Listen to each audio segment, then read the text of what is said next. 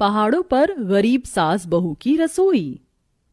माँ जी, धीरे धीरे ठंड भी बढ़ती जा रही है और नवंबर का महीना भी शुरू हो गया है। अब तो बहुत जल्द हमारे हिमाचल में बर्फ गिरेगी।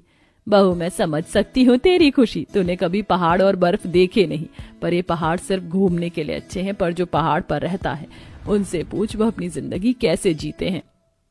माँ जी, आपकी बहुत सी बातें तो मुझे समझ में ही नहीं आती। अच्छा, मैं पानी लेने जा रही हूँ नीचे, अभी बहुत सारे काम करने हैं मुझे। पायल की शादी को अभी सिर्फ 7 महीने हुए थे, पर जब से वो अपने ससुराल आई थी वो बहुत ज्यादा खुश थी। अब पायल नीचे से पानी भरकर पहाड़ की चढ़ाई करती है और घर के बाहर बैठकर ठंडे पानी से ठंड में बर्तन धोते हुए अपनी सास से कहती है, माँ जी, अब धीरे धीरे मुझे समझ आ रही है आपकी बातें। सच में ठंड में पहाड़ी लोगों का जीवन जीना मुश्किल हो जाता है।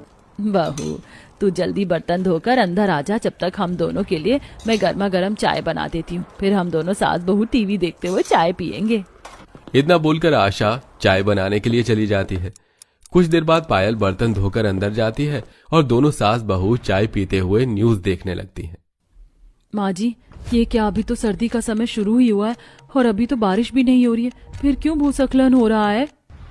बहू, ये पहाड़ी इलाका है, कभी यहाँ बादल फट जाता है तो कभी पहाड़ टूट जाता है। लाइट यहाँ ज्यादा रहती नहीं और बर्फ की तो पूछो ही मत। जब बर्फ गिरती है तो रोड दुकान सब जम जाता है और ट्रैफिक तो इतना लगा रहता है कि क्या ही बताऊं तुझे। जैसे जैसे समय बीत रहा था, पायल के सामने एक के बाद एक मुसीबत आ रही थी, पर पायल को ये नहीं पता था कि ये मुसीबत उससे उसका पति छीन लेगा।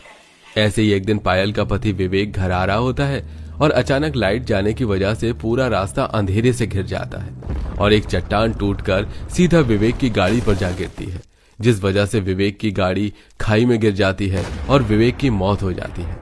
ये खबर सुनने के बाद आशा और पायल के ऊपर मानो जैसे दुखों का पहाड़ टूट जाता है। पता नहीं भगवान, आखिर हम गरीब सास बहू से चाहता क्या है। तेरे ससुर जी बिस्तर से उठ नहीं सकते, मेरा एक ही तो बेटा था कमाने वाला, भगवान ने मुझसे उसे भी छीन लिया। बहन, भगवान को या खुद को कोस कर कुछ नहीं मिलेगा, होनी को कोई नहीं टाल सकता। तुम्हारे बेटे की इतनी ही उम्र थी, अब तुम सास बहू को ही अपना गुजर बसर करना होगा।